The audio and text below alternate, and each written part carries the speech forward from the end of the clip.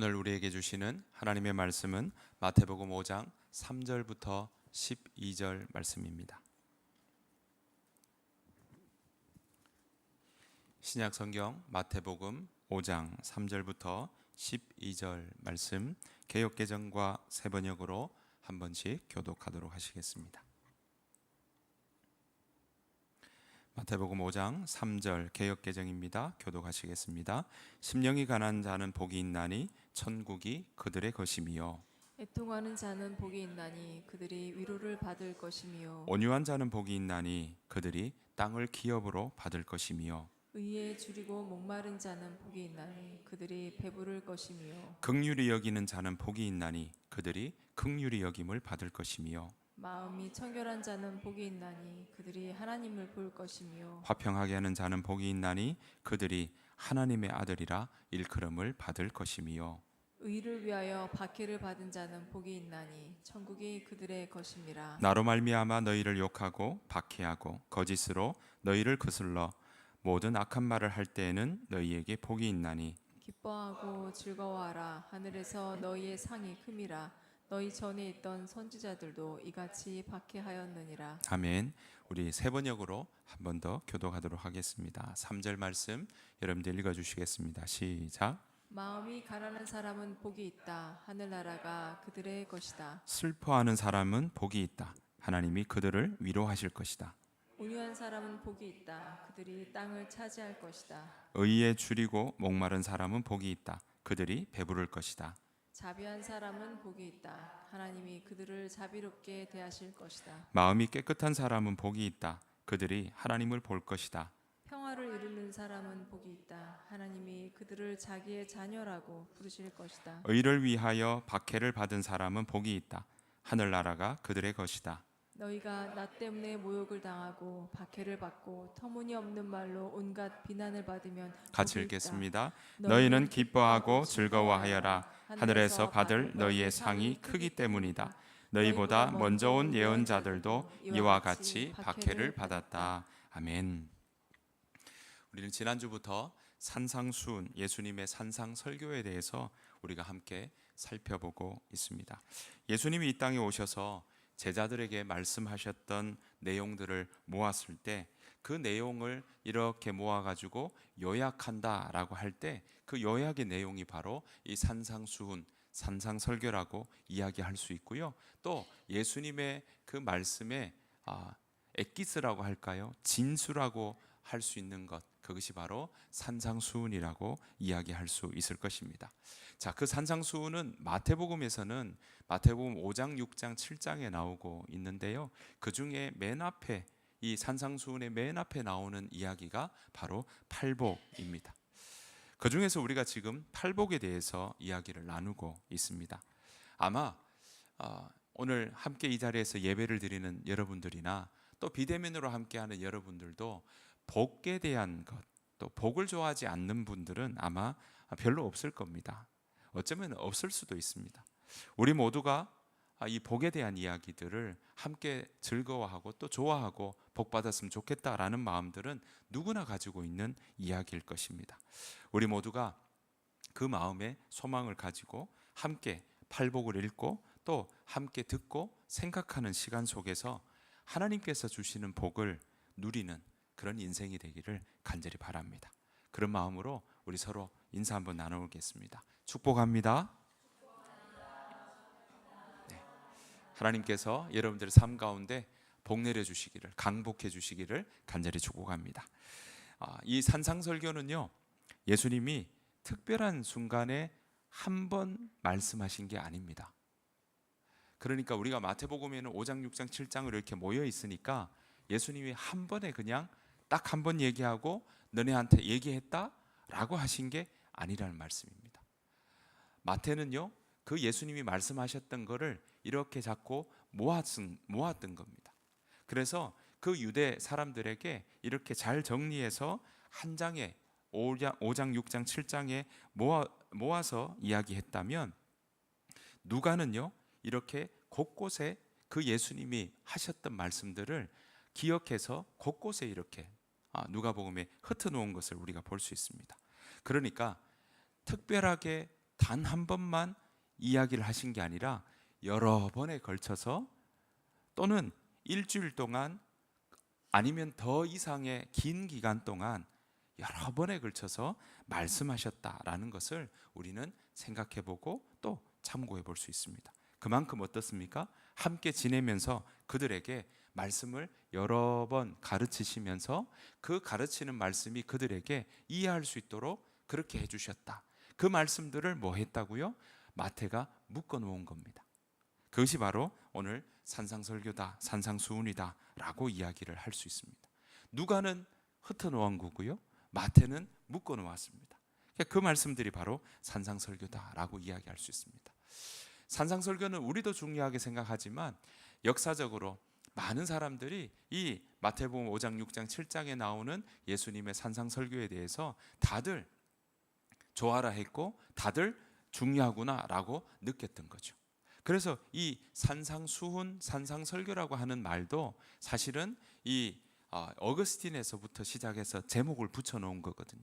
그걸 종교개혁 이후에도 계속 그 단어로 붙여서 마침 마태복음 5장, 6장, 7장의 말씀은 산상수훈이다, 산상설교다 라고 하는 말을 그대로 지금까지 이어오고 있다라는 겁니다. 그만큼 중요한 말씀이기 때문에 그 말씀들을 다들 중요하게 생각하고 있고요. 또 사람들은요, 이 팔복의 말씀이 얼마나 인상이 깊었는지 사람들은 이 자리에 팔복에 대한 마음으로 팔복교회를 지어놨습니다. 그래서 갈릴리 호수 주변에 가면요, 팔복교회가 있습니다. 후대에 지은 거죠. 그래서 지금 사진을 보시는 것처럼요, 이 건물이 바로 팔복교회입니다. 팔복교회 이 건물의 뒤쪽은 갈릴리 호수입니다. 그리고 여기에 팔복교회가 있고요, 여러분 보시는 사진 왼쪽으로는 여러 가지 식물들을 심어 놓고 있습니다. 그래서 거기 가면 여러분들이 구약에 보이는 우슬초부터 해서 각양각색의 약간의 그 허브 같은 것들, 또 식물들을 이렇게 심어 놓은 것들을 볼 수 있고요. 그래서 지금 보시는 건물이 바로 팔복교회입니다. 내부에 들어가면요, 지금도 수녀님이 이렇게 관리를 하고 계시는데 그 안에 내부에 들어가면 팔복이잖아요. 그래서 내부를 팔각형으로 지어놨습니다.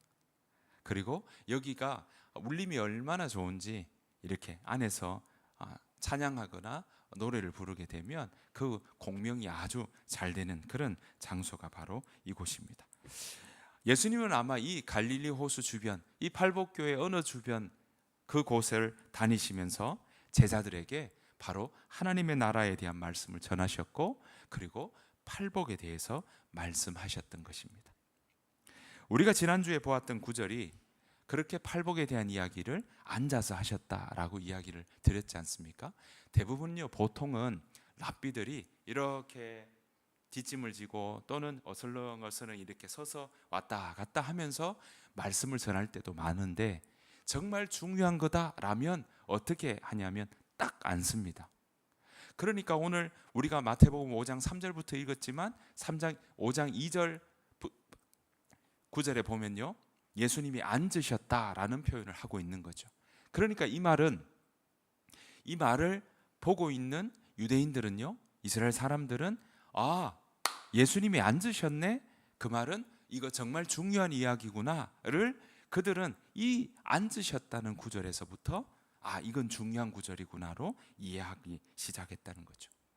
자, 그렇게 앉으셔서 먼저 하신 이야기가 마태는 주목했습니다. 그것이 무엇입니까? 지난주에 보았던 것처럼 심령이 마음이 가난한 자는 복이 있으며 그들 하나님 나라가 하늘 나라가 그들의 것이며라고 하셨습니다. 여러분이 첫 번째 마음이 가난한 자라는 말은요, 첫 번째 나오기도 하지만 처음 나와서도 첫 번째이기 때문에 그냥 나왔나 보다, 시작을 여나 보다 할 수도 있겠지만 이 마음이 가난한 자가 어쩌면 기본이고요, 가장 중요한 말씀이기도 합니다. 마음이 가난한 것이 가장 기본입니다. 자, 앞으로 계속 보시겠지만 팔복에서 심령이 가난하다는 게 가장 기본입니다. 물론 기본이라고 해서 기본 다음에는 그 다음에는 발전 어드밴스가 있고 그 다음 나중에 더 나아가는 게 디벨롭하는 게 있겠구나라고 하는 부분도 분명히 있습니다만은 기본이라고 해서 나중에 중요하지 않은 것이 아닙니다. 이게 아주 모든 것을 묶어 나가는 가장 중요한 구절 중에 하나입니다. 여러분, 예전에 제가 올림픽에서 태권도로 메달을 따신 분과 만난 적이 있습니다.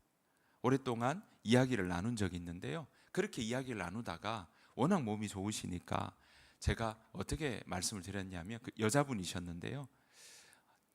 그렇게 오랫동안 하셨으니까 요즘도 태권도 이렇게 가르치고 하실 텐데, 몸을 위해서도 이렇게 하실 텐데, 늘 하시는 거, 지금도 빼놓지 않고 하시는 운동 아니면 태권도 이렇게 몸 풀 때 하시는 게 뭡니까? 라고 제가 여쭤봤어요. 그랬더니 뭐라고 하시냐면 발차기입니다 라고 이야기하더라고요. 우리 여기 힘찬이도 태권도를 하지만 그분이 하시는 이야기가 뭐냐면, 반드시 자신의 이 태권도 이렇게 몸 풀고 할 때 기본적으로 반드시 하는 것이 발차기입니다 라고 이야기하는 거예요. 여러분, 이 심령이 가난한 자는 복이 있나니 하는 이 가난한 자의 모습은요, 어쩌면 오늘 이 태권도 메달리스트가 이야기하는 가장 중요하고 빼놓지 않아야 되고 우리가 나중에 가면 갈수록 그 모습에서 붙잡고 가야 될 가장 중요한 요소 중에 기본이요 기본인 것이 무엇이냐면 바로 가난한 자입니다. 앞으로 이 심령이 가난한 자부터 계속 우리가 오늘 두 번째 보고 8복까지 쭉 나아가면서 볼 텐데요. 이 가난한 자에서 계속 연결되고 있다는 것, 그리고 이것을 왜 제자들에게 하나님 나라에 대한 이야기를 하시면서 이 이야기를 하시는지 우리가 주의 깊게 살펴볼 수 있습니다. 그래서 8복의 첫 번째 심령이 가난한 자도 8복에서 기본이요 없어서는 안 될 요소이고 매번 우리가 살펴보아야 될 이야기다라는 것입니다.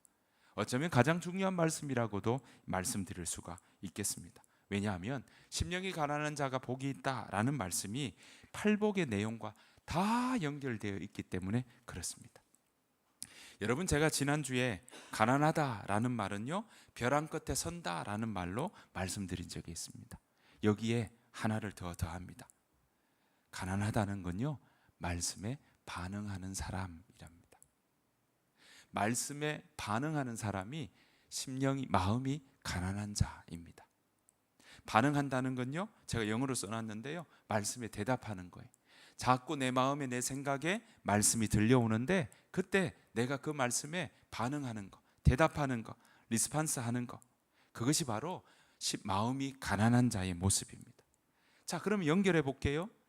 벼랑 끝에 선 사람이 가난하다고 했지 않습니까? 여러분, 벼랑 끝에 섰다는 건요, 동아줄에 매달려 있으면 더 이상은 내가 어찌할 바를 모르는 일입니다. 그러면 다른 사람들이 나를 도와주고 다른 사람들의 이야기를 들어야만, 다른 사람들의 도움을 받아야만 내가 그 상황에서 벗어날 수 있거나 또 그 일들을 해결해 나갈 수 있는 것을 의미할 수 있습니다. 내가 할 수 있는 일이 없는 상황을 바로 벼랑 끝에 섰다라고 이야기할 수 있을 겁니다. 여러분, 이때 다른 사람의 도움이 절실하게 필요하고요, 다른 사람의 이야기가 정말 필요할 때입니다.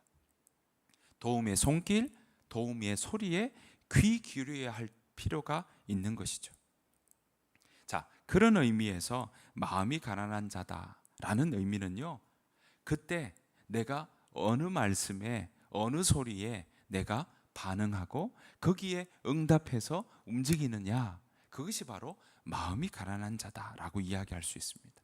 오늘 성경은 우리에게 이야기합니다. 세상의 많은 이야기들이 우리에게 들려올 텐데, 세상의 많은 풍문들이 우리에게, 우리 마음에, 우리의 생각에 들려와서 우리의 앞길을 걸어가도록 이야기를 속삭일 텐데, 오늘 성경은 우리에게 이야기합니다. 너희가 그렇게 걸어갈 때 너희 마음에 하나님의 말씀이 들려오는 거기에 반응하고 리스판스하고 내가 거기에 대답하는 사람은 복이 있다. 그 사람이 하나님 나라가 그들의 것이다. 다른 말은 뭘까요? 그것이 거듭나는 삶이다 라고 이야기를 하고 있는 것입니다. 그래서 다시 풀어보겠습니다. 심령이 가난한 자는 복이 있나니 하늘나라가 그의 것이며, 다른 말로 하면요, 말씀에 잘 반응하는 사람이 복이 있나니 천국이 그들의 것임이요 라고 이야기할 수 있는 것입니다. 사랑하는 성도 여러분, 하나님 나라의 백성은요, 말씀에, 성경 말씀에, 하나님 말씀에 잘 반응하는 사람들입니다. 하나님 말씀에 내 마음의 중심이 반응하는 사람들이 바로 심령이 가난한 사람들입니다. 반응하는 사람들을 다른 말로 뭐라고 할까요? 거듭난 사람들이라고 이야기할 수 있습니다. 그러니까 하나님 말씀을 읽고 듣고 생각해보고 그 말씀에 대답하고 반응하는 사람이 어떤 사람이요? 거듭난 사람인 것입니다. 주변의 사람들의 입을 통해서 하나님의 말씀을 그 사람에게 들려줄 때 그 말씀을 듣고 그 마음이 반응하기 시작하면, 그 마음에 내가 결정하고 내가 그 말씀에 반응하고 따라가겠습니다 라고 이야기를 하고 입술로 고백하기 시작하는 것을 우리는 거듭났다 라고 이야기를 하고 있는 겁니다. 여러분, 이렇게 그러면 반응하는 것이 거기서부터 거듭났고요, 그것으로 끝나는 것이 아니라 거듭남으로 그 일들이 날마다 그 말씀에 반응하는 삶을 살아가게 되는 겁니다. 그것이 바로 날마다 있어야 되는 거죠. 처음으로 반응할 때 거듭납니다.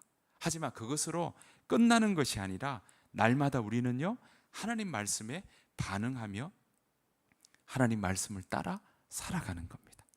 그래서 사도 바울은요, 빌립보서 2장 12절에 뭐라고 이야기하냐면 우리의 구원을 이루어 나가라. 그 말은 뭡니까? 날마다 반응하며 살아가라 라고 이야기합니다. 그래서 베드로도 베드로전서 2장 2절에 이렇게 권면합니다. 갓난 아기들처럼 순수하고 신령한 젖을 그리워하십시오. 여러분은 그것을 먹고 자라서 구원에 이르러야 합니다 라고 이야기합니다. 여러분, 갓난아이가 젖을 물기 시작할 때 거듭난 겁니다. 다시 산 겁니다. 그런데 그것으로 끝난 게 아니라, 한 번 먹고 끝나는 삶이 아니라 날마다 신령한 젖을 그리워하고 그것을 먹고 자라서 구원에 이르러야 된다라고 이야기하는 것입니다. 우리가 하나님 앞에 말씀에 반응할 때 우리는 그때 거듭나는 겁니다. 거기에서 머무는 삶도 있겠죠. 하지만 오늘 우리에게는 하나님이 계속 말씀하십니다. 그 말씀을 계속 먹으라고, 그 말씀에 계속 반응하라고 우리에게 말씀하고 있는 것입니다. 사랑하는 성도 여러분, 그렇게 하나님의 말씀에 반응하고 여기 계시는 모든 성도님뿐만 아니라 오늘 비대면으로 함께하는 모든 성도님들, 모든 분들의 마음에도 그 마음의 중심에 하나님 말씀에 대답하며 사는 저와 여러분들의 삶이 되시기를 간절히 축복합니다. 그래서 하나님의 말씀에 내가 늘 반응하며 그 말씀에 대답하며 살아가는 우리 모두가 되기를 간절히 축복합니다. 자, 그것이 바로 첫 번째 마음이 가난한 자의 모습이다 라고 이야기할 수 있습니다. 자, 그런데 우리가 말씀에 반응하는 것이 날마다 일어나면 좋겠는데, 매번 일어나면 참 좋겠는데 그러지 못할 때가 있더라라는 겁니다. 여러분, 그런 일들이 우리 가운데 일어날 때가 있다는 거죠. 내 마음이 말씀에 제대로 대답하지 못할 때가 있다라는 겁니다. 우리의 육신이 연약하고 우리의 마음이 흔들릴 때가 많기 때문에 그렇습니다. 그래서 아담이라고 하는 말 가운데도요, 그 말의 의미 가운데도 약하다라는 의미도 포함되어 있더라는 거죠. 그러니까 우리는요, 연약할 수 있다는 겁니다. 잘 넘어지기 쉬울 수 있다라는 겁니다. 그런 우리를 예수님은 너무나 잘 아셨습니다. 그런 우리를 하나님께서도 너무나 잘 아셨습니다. 그래서 예수님은요, 팔복의 두 번째, 마음이 가난한 자, 말씀에 반응하는 자는 복이 있다. 하나님 나라에 들어가는 사람들은 말씀에 반응하는 사람들이다 라고 이야기하시고는 두 번째 하는 말씀이 바로 오늘 우리가 함께 볼 말씀입니다. 마태복음 5장 4절 말씀입니다. 같이 한번 읽어보실까요? 시작. 아니 그들이 위로를 받을 것입니다. 자, 어떤 자요? 애통하는 자. 오늘 세 번역 보니까 슬퍼하는 자. 슬퍼하는 자가 복이 있나니 그들이 위로를 받을 것이며. 우리가 생각합니다. 애통 때도 그랬지만, 마음이 가난하다고 할 때도 그랬지만, 지금 슬퍼하는 자고 복이 있다. 우리가 그냥 생각할 때는 슬퍼하는 게 왜 복이 있냐는 거죠. 그냥 볼 때는 이 말이 이해가 되지 않을 수 있습니다.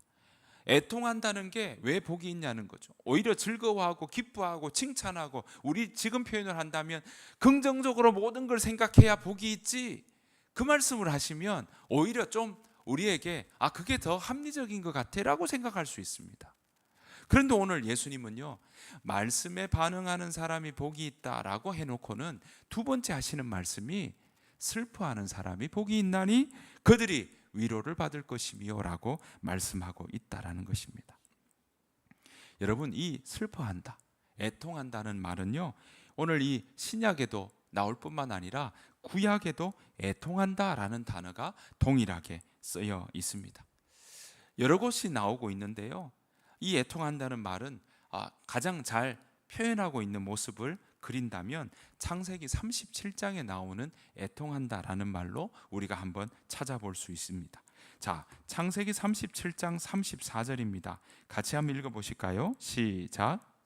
옷을 찢고 굵은 배로 허리를 묶고 오래도록 그의 아들을 위하여 애통하니. 자, 자기 옷을 찢고, 슬픔의 표시입니다. 얼마 전에 뉴스를 보니까 자기의 딸이 결혼해서 그 사위한테 맞아가지고 그렇게 또 죽음을 당했던 것 때문에 법원에서 선고한 내용이 너무 가볍다고 생각하니까 그 딸의 아버지, 친정 아버지가 옷을 찢더라고요. 너무 약한 거 아니냐고. 분한 것도 있고 슬픈 것도 있는 거죠. 그러니까 오늘 여기 옷을 찢고 굵은 배로 허리를 묶었다는 건요, 구약에 계속 나오는데 그 말은 뭐냐면 슬퍼한다는 표현의 아주 전형적인 모습입니다. 자, 이 말씀이요, 그의 아들을 위하여 애통했다. 여기 어떤 부분이냐면 바로 요셉의 형들이 요셉을 팔아넘깁니다. 그렇죠? 그럴 때 그 다음 이 일들을 숨기기 위해서 양 한 마리 잡아서 거기에 요셉의 옷에 피를 묻히고, 그리고는 아버지 야곱에게 이 옷이 혹시 요셉의 옷이냐라고 이야기하면서 피 묻은 옷을 보여주면서 이 요셉이 이렇게 되었다고 이야기할 때 요셉이 하는 반응입니다. 여러분 생각해 보십시오. 이 채색 옷을 입히고 귀하게 키운 요셉을 피 묻은 옷 보니까 사나운 들짐승이 죽였나 보다 하는 생각이 들도록 만들었지 않습니까? 그럴 때 야곱이 지금 극단의 슬픔을 가지는 모습입니다. 자기 옷을 찢고, 그리고 그의 아들 요셉을 위하여 뭐 하고 있습니까? 애통하고 있습니다. 그때의 이 애통의 단어와 오늘 슬퍼하는 자는 복이 있나니 라고 하는 이 슬퍼하는 자, 애통하는 자, 이 단어가 같은 의미, 같은 뜻을, 같은 단어를 쓰고 있다라는 것입니다. 자식을 잃고 슬퍼하는 그 부모의 마음, 여러분 그 야곱의 모습을 생각해 보면 오늘 예수님이 말씀하시는 애통하는 자는 복이 있다 할 때의 애통을 여러분들이 조금이나마 더 마음에 충분히 그려볼 수 있을 것입니다. 비단 야곱뿐만이 아닙니다. 인간만이 슬퍼한다라고 이야기하지 않습니다. 하나님께서도 슬퍼하신다, 하나님께서도 우신다 라는 말씀이 이사야 16장이나 예레미야나 이런 예레미야 48장이나 이런 구절에서 도중도중 나오고 있는 것을 봅니다. 그런 모습에서 하나님이 우신다, 하나님이 탄식한다 라고 거기에서도 기록하고 있다는 겁니다. 여러분, 성부 하나님만이 아니십니다. 성자 예수님께서도 마음 아파하시고 탄식하시고 우시는 모습들이 나오고 있습니다. 히브리서 5장 7절 말씀입니다. 같이 한번 읽어보실까요? 시작. 예수께서 육신으로 세상에 계실 때에 자기를 죽음에서 구원하실 수 있는 분께 큰 부르짖음과 많은 눈물로써 기도와 탄원을 올리셨습니다. 하나님께서는 예수의 경외심을 보시어서 그 간구를 들어주셨습니다. 부르짖음과 많은 뭘로요? 눈물로서 슬퍼하시는 겁니다. 많이 우십니다. 이것이 바로 슬퍼하는 모습이다라는 겁니다. 예수님이 우셨다는 얘기는요, 우리가 곳곳에서 볼 수 있습니다. 죽은 나사로를 살리실 때도 우셨다라는 구절들이 나오고 있죠. 왜 이렇게 우실까요? 야곱이 요셉 때문에 우는 건 그 자식에 대한 슬픔과 안타까움에 대한 표현이라고 한다면요, 예수님은 오늘 이 우리 인간을 위해서 우신다는 건 공감하시는 겁니다. 여러분들도 어떻습니까? 다른 사람의 이야기를 들을 때 그 이야기에 여러분들의 마음이 공감이 되면 100마디 말보다 그 눈물 한 방울이 더 그 사람의 마음을 표현할 때가 있지 않습니까? 그래서 오바마 대통령의 가장 유명한 연설 중에 하나가 1분 몇 초 동안 한 말씀 하지 않고 그냥 그 자리에 서서 눈물을 흘렸던 게 가장 유명한 연설 중에 하나로 떠오르는 이유도 무엇이겠습니까? 그 눈물이 바로 공감했다는 의미가 되고, 그 눈물 하나가 100마디 말보다 그 마음을 표현하고 있다고 이야기하는 것 아니겠습니까? 여러분, 우리도 어느 때 눈물을 짓습니까? 다른 사람 이야기에 잘 공감할 때이지 않겠습니까? 그런데 나 자신 때문에 눈물을 보일 때는요, 속상할 때 그렇습니다. 그런데 뜻대로 잘 안 될 때 그렇지 않습니까? 그런데 우리가 예수님이 지금 우시고 눈물을 흘릴 때는요, 공감할 때, 그 사람의 마음을 헤아릴 때 일어나는 부분들을 볼 수 있습니다. 우리가 목표대로 잘 안 될 때, 오해받을 때 눈물 지을 수 있는데, 예수님은요 지금 다른 사람의, 또 우리 인간을 향하여서 공감하시고 아파하시고 또 우리를 향한 그 안타까움이 거기에 녹여 있을 때 우시더라라는 겁니다. 예수님은 오늘 이렇게 이야기하십니다. 마음이 가난한 자가 복이 있나니 하늘나라가 그의 것이며 하신 다음에 바로 슬퍼하는 자가 복이 있다라고 이야기합니다. 왜 이렇게 마음이 가난한 자라고 이야기하고 난 다음에 슬퍼하는 자가 복이 있다고 왜 그렇게 말씀하고 있을까요? 왜 슬퍼하는 일을 그 다음 바로 이야기하고 있을까요? 그것은 바로 무엇이냐면, 말씀에 잘 반응하지 못할 때 우리의 마음이 어떠냐면 안타까운 거예요. 내가 말씀에 잘 반응하지 못하는 거예요. 내가 말씀에 잘 대답하지 못하고 넘어질 때가 있더라는 거죠. 자꾸 유혹에 빠질 때가 있더라는 거죠. 우리가 오늘 기도해 주신 그 내용의 모습처럼 우리는 잘 넘어질 때가 있더라는 거죠. 내가 말씀에 잘 반응하고 싶은 마음도 있는데, 한편으로 우리가 이 세상에 살아가면서 우리가 연약하다 보니까 우리가 말씀에 잘 반응하지 못하고 그 말씀에 잘 귀 기울여 듣지 못하고 다른 말씀에, 다른 이야기에, 세상의 소리에, 세상의 풍조에 우리가 거기에 솔깃해서 넘어질 때가 있더라는 겁니다. 그러니까 우리 마음 가운데는 말씀을 따라가는 마음, 그 마음도 있는데 우리가 잘 넘어지려고 하는 마음들도 연약해서 넘어질 때도 있더라는 것입니다. 그럴 때, 말씀에 잘 반응하지 못할 때 우리 마음 가운데 애통하고 슬퍼하는 것, 그 사람이 복이 있다라고 이야기하고 있는 것입니다. 우리 마음에 자꾸 두 마음이 우리 마음에 공존해서 자꾸 휩쓸릴 때가 있더라라는 겁니다. 그래서 사도 바울은요, 우리의 모습을 이렇게 표현하고 있습니다. 로마서 7장 21절부터 24절의 말씀인데요, 제가 한번 읽어보겠습니다. 여기에서 나는 법칙 하나를 발견하였습니다. 곧 나는 선을 행하려고 하는데 그러한 나에게 뭐가 붙어 있다고요? 악이 붙어 있다는 겁니다. 나는 속사람으로는 하나님의 법을 즐거워하나. 자, 속사람은요, 나 자아를 이야기합니다. 내 마음 중심을 이야기하는 겁니다. 자, 내 속사람으로는 하나님의 법을 즐거워하나 내 지체에는 어떤 법이요? 다른 법이 있어서 내 마음의 법과 맞서서 싸우며 내 지체에 있는 죄의 법에 나를 포로로 만드는 것을 봅니다. 그러니까 내 마음 가운데 내 마음은 하나님의 법을 따라가려고 하지만 내 마음의 또 다른 내 마음 가운데는 죄의 법이 나에게 있어서 내 마음의 법과 맞서서 싸우며 나를 자꾸 하나님의 말씀에 반응하는 삶이 아니라 다른 것에 반응하며 살도록 나를 자꾸 이끌어가는 유혹의 소리가 있더라라는 겁니다. 그 길이 바로 죄의 길이다라고 하는 거죠. 다른 말로 해볼까요? 하나님 말씀에 반응하지 않으면 우리는 죄의 길로 걸어가게 된다라는 겁니다. 그 법이 나를 뭐라고요? 포로로 만든다. 포로는 어떻습니까? 자기 마음대로 못합니다.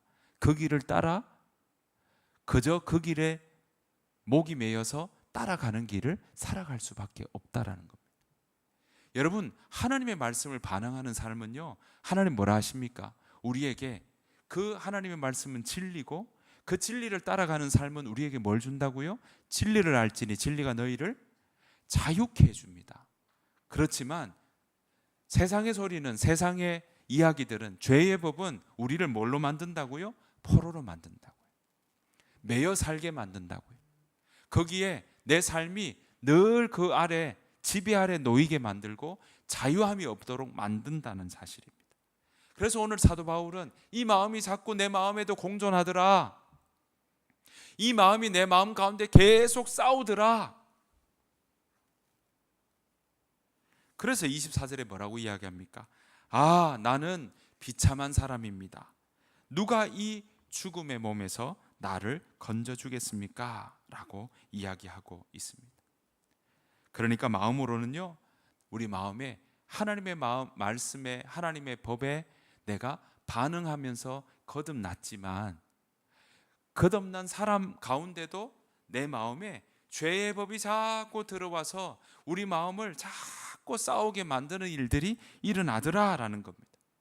그 죄의 법은 나를 자유케 하지 못하고 포로를 만들어서 자꾸 거기에 매여 살게 만든다면, 또 한편에는 성령께서, 우리가 말씀에 반응하기 시작하면 성령 하나님께서 우리 마음에 들어오셔서 우리 마음을 성전으로 삼으셔서 우리에게 계속 말씀해 주실 터인데, 그 말씀을 잘 따라가지 못하거나 유혹이 넘어가거나 할 때는 우리가 하나님 말씀에 따라가면 자유케 되는 일이 있지만 죄의 법이 나를 올가맬 때는 내가 그 마음 가운데 포로로 사로잡힌 일들이 있더라라는 겁니다. 이게 매일 계속되는 일상 속의 이야기라는 사실입니다. 그래서 사도 바울은요, 24절에 이렇게 고백하는 겁니다. 누가 이 몸에서 나를 건져주시겠습니까? 우리는 하나님의 법과 죄의 법, 하나님의 말씀과 죄의 유혹이 우리 앞에 늘 다가옵니다. 말씀에 반응하는 거듭남의 삶이 시작된 사람이라고 하더라도 단번에 늘 계속적으로 하나님의 말씀에 대답하는 삶이 안 될 때가 있다라는 겁니다. 왜냐하면 우리가 깨어진 세상 속에서 우리가 육신에 속해 있기 때문에 그렇습니다. 예수님께서 이미 오셔서 십자가에 죽으시고 부활하셔서 구원의 길을 다 이루어 놓으셨습니다. 거기에는요, 우리의 공로라는 건 하나도 들어가지 않았습니다. 하나님이 다 이루어 놓으셨습니다. 그리고는요, 그 구원의 길을 다 이루어 놓으셨지만 그러시면서 우리에게 뭐라 하셨습니까? 내가 다시 오겠다. 내가 다시 오겠다라고 하셨습니다. 여러분, 이미 이루어 놓으셨지만 다시 오시겠다고 하는 약속의 말씀은 아직 이루어지지 않았습니다. 그러니까 이미 이루어 놓으신 구원이지만 다시 오시겠다는 약속의 말씀은 이루어지지 않은 이 시간, 이미와 아직 사이에 우리는 살아가고 있습니다. 그래서 지금 살아가고 있는 것은 하나님께서 예수님을 통하여 이미 오셔서 구원을 이루셨고 다시 오시겠다고 하는 그 약속의 말씀은 아직 이루어지지 않은 이 사이에 우리는 이 땅에서 살아가고 있습니다. 그래서 아직 깨어진 세상입니다. 아직 힘의 논리가 지배하는 세상입니다. 아직 우리는 여전히 힘의 논리와 여전히 세상은 힘으로 가진 사람들이 이긴다고 생각하는 논리가 만연한 이 세상 속에서 살아갑니다. 그래서 우리 가운데는 여전히 하나님의 말씀도 있지만 여전히 세상 속에 깨어진 기울어진 운동장 같은 세상 속에 우리는 그 속에서 여러 가지 죄의 유혹과 말씀과 그런 이야기들을 우리는 들으며 살아가고 있다라는 것입니다. 예수님은 이미와 아직을 살아가고 있는 우리들, 제자들뿐만 아니라 오늘 우리들에게도 말씀하고 있습니다. 애통하는 사람, 슬퍼하는 사람, 말씀에 반응하지 못하여 애통하는 사람, 슬퍼하는 사람은 복이 있다. 그냥 그 사람을 내버려 두지 않겠다고 말씀하십니다. 뭐라고 합니까? 애통하는 사람은 복이 있나니 그들이 위로를 받을 것이며, 하나님의 도우심이 그 사람에게 있다라는 것입니다. 여러분들은 무엇 때문에 안타까워합니까? 여러분들은 어떤 것 때문에 애통하고 있습니까? 사람들은 많은 자기의 목표에 달하지 못한 사람들은 그것 때문에 애통하고 안타까워합니다. 오늘 성경은 우리에게 이야기합니다. 말씀에 반응하는 삶을 살고 그 말씀에 잘 반응하지 못해서 일상 가운데 그 길 가운데 의의 길로 걸어가는 삶을 잘 반응하지 못해서 넘어지고 자빠지는 그 일들이 있다면 그것 때문에 슬퍼하는 마음이 있어라. 그것 때문에 애통하는 마음을 가지고 있다면, 그것은 안타까워하는 마음을 가지고 있다면 그것은 복 있는 자의 삶이다. 오늘 우리에게 이야기하고 있는 것입니다. 그래서요, 팔복의 두 번째 이 애통하는 자의 말씀을 적용 성경이라고 하는 영어 성경에 보면 이렇게 표현하고 있습니다. 제가 한글로 좀 바꾸었습니다. 괄호를 좀 묶어서 좀 더 풀어서 쓴 이야기인데요. 같이 한번 읽어보실까요? 시작. 자신들의 죄에 관해 슬퍼하고 회개하는 사람들은 하나님의 은혜로 용서받고 새롭게 되고 복됩니다. 죄의 짐이 덜어질 때 그들이 위로를 받을 것이기 때문입니다. 사랑하는 성도 여러분, 하나님의 말씀에 반응하는 삶이 바로 하나님과 함께하는 인생입니다. 거듭남 삶이라고 말씀드릴 수 있습니다. 그 사람은요, 천국을 소유했다고 할 수 있습니다. 하지만 하나님 말씀에 반응하지 않는 삶은 죄에 반응하는 삶이 될 것입니다. 그 삶은요, 점치는 삶이라고 성경은 말합니다. 죄의 길에 서는 사람은요, 자꾸 점치려고 한대요. 성경은 오늘 그렇게 우리에게 가르쳐 주고 있습니다. 여러분, 하나님 말씀에 반응하지 못해서 안타까워하고 슬퍼하고 회개하는 그 사람은요, 하나님 복되대요. 또한 그 사람은요, 다른 사람, 말씀에 반응하지 못하고 있는 사람을 보고 그 사람을 위해서 기도하는 삶이 될 겁니다. 그 사람을 위해서 안타까워하는 삶이 있을 겁니다. 그 사람을 하나님께서는 도우시고 인도하신다는 사실입니다.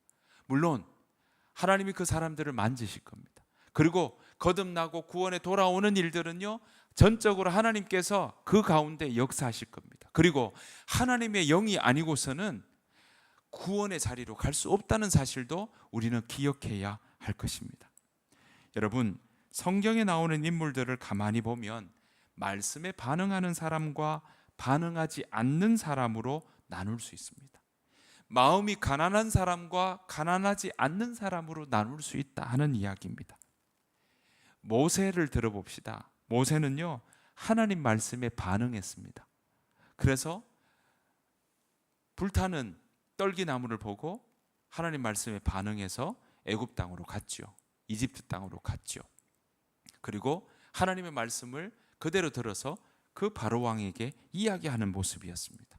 하지만 그 하나님의 말씀을 들었던 바로 왕은 어땠습니까? 10가지 재앙이 있는 그 가운데도 듣지 않습니다. 듣지 않은 인생을 성경은 뭐라고 이야기하냐면 마음이 강팍하다, 그렇게 이야기를 했습니다. 여러분, 강팍한 삶이 뭐냐? 말씀에 반응하지 않는 삶입니다. 다른 말로요, 죄된 모습이다 라고 이야기하고 있습니다. 여러분, 아브라함도 보십시오. 성경은 75세 이전의 아브라함의 삶에 대해서는요 이야기하지 않습니다. 75세 이후에 아브라함의 삶에 대해서 이야기합니다. 왜냐하면 75세 이후의 아브라함은요 하나님의 말씀에 반응했습니다. 창세기 12장 1절에 뭐라고 이야기합니까? 여호와께서 아브라함에게 이르시되 너는 너의 본토 친척 아비 집을 떠나 내가 너에게 지시할 땅으로 가라. 앞으로 지시할 그 땅으로 가라. 내가 너로 큰 민족을 이루고 너에게 복을 주어 너의 이름을 창대케 하리니 너는 복의 근원이 될지라. 이 말씀을 들었던 아브라함이요 그 말씀을 따라 본토 친척 아버지의 집을 떠나서 걸어갑니다. 어떤 삶입니까? 말씀에 반응하는 삶입니다. 그 이후로 100년 동안 175세에 죽거든요. 100년 동안 아브라함은요 하나님 말씀에 반응하는 삶을 살았습니다. 물론 여러분, 아브라함의 삶의 인생을 보십시오. 넘어질 때 있습니다. 부족할 때가 있었습니다. 믿음이 약해서 아들 주시겠다고 하는 약속의 말씀을 잘 못 들었습니다. 그래서 어떻게 합니까? 그 여종 하갈을 통해서 아들 놓으면 되나 보다 생각했던 모습입니다. 자기 아내를 애굽에 내려갔을 때 애굽 왕에게 누이라고 이야기할 만큼 약했던 모습도 있습니다. 하지만 그렇게 약하고 넘어지는 모습들이 있었지만 말씀에 반응하는 삶을 놓치지 않았습니다. 그 삶이 바로 넘어지지만 다시 일어나는 삶, 말씀에 반응하지 못해서 죄에 넘어지는 삶을 살지만 하지만 그것으로 끝내는 것이 아니라 다시 일어나는 삶, 그 삶이 바로 동행이라고 이야기하고 있는 것입니다. 사랑하는 성도 여러분, 여러분들은 무엇에 반응하며 사시겠습니까? 무엇에 대답하며 사시겠습니까? 여러분들은 여러분들의 마음에 하나님께서 말씀하실 때 그 말씀에 잘 반응하지 못할 때 그때 애통하는 마음이 있으십니까? 잘 실수하고 넘어질 때가 있어서 힘이 빠질 때가 있으십니까? 그래서 나는 늘 안 되는 거야, 나는 늘 여기밖에 안 되는 거야 하고 혹시 자책하고 있지는 않습니까? 여러분, 그때 포기하지 마십시오. 낙심하지 마십시오. 오히려 그 자리에서 내가 왜 안 되냐고 하며 슬퍼하고 애통하고 안타까워하는 것이 오늘 복이 있다고 이야기합니다. 나는 말씀에 잘 반응하지 못하나 봐 라고 하면서 그 자리에서 말씀을 등지고 나는 이걸로 끝인가 봐 라고 살아간다면 그것은 마귀의 속삭임이라는 사실입니다. 여러분, 그 멀리 이국 땅으로 자기가 나중에 받을 유산을 가지고 갔던 두 번째 탕자도 그 아버지는요 언제 돌아올까 늘 기다리시는 것이 바로 그 탕자의 아버지의 마음이었던 것처럼 하나님은 오늘 우리에게 탕부의 하나님이시라는 사실을 우리는 기억해야 할 것입니다. 여러분, 말씀에 반응하는 삶에는요 애통하는 게 있다는 거예요. 말씀에 반응하려고 애쓰면 애통하는 마음이 자꾸 생긴다는 거예요. 자꾸 넘어지니까요. 내가 잘 반응하지 못할 때가 있으니까요. 잘 안 되어서 고민할 때가 있다는 겁니다. 그 고민이 뭐라고요? 복되다고요. 그 고민 놓치지 말라고요. 여러분, 그때에도 하나님을 바라보십시오. 하나님 말씀에 반응하는 삶, 하나님은 그냥 두지 않으실 거라는 겁니다. 그 사람에게 위로가 있다고 했고요, 그 사람에게 하나님의 도우심이 있다고 오늘 우리에게 말씀하고 있습니다. 사랑하는 성도 여러분, 그 말씀을 먹고 그 말씀에 자꾸 대답하고 하나님이 어떻게 내 마음에 내 중심에 자꾸 말씀하시는지 여러분 자꾸 듣다 보면 이게 하나님께서 내 마음에 내 생각에 주시는 말씀이구나를 여러분 일상 가운데 더 잘 들리게 될 것입니다. 여러분 아이들도 보십시오. 아이들이 걸어서 처음 기다가 걸을 때 단번에 일어나 가지고 걷지 않습니다. 수천 번 넘어집니다. 수천 번 끄떡끄떡 하다가 덜썩, 끄떡끄떡 하다가 덜썩, 옆에 벽 잡고 있다가 덜썩, 그걸 수천 번 합니다. 그러다가 어느 순간 몇 걸음 걷다가 또 덜썩, 그렇게 걷다가 걸어가는 것이 바로 아이들의 걸음걸이였습니다. 우리 인생도 우리의 신앙의 모습도 마찬가지입니다. 걷습니다. 일어섭니다. 몇 작박을 걷다가 넘어질 때가 있다는 거예요.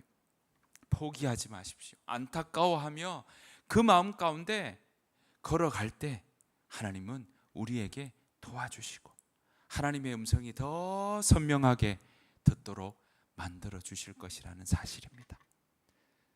사랑하는 성도 여러분, 애통하는 자는 복이 있습니다. 하나님이 위로해 주실 것입니다.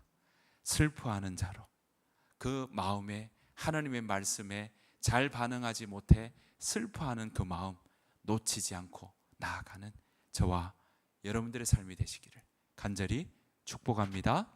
우리 이 시간 함께 찬양하며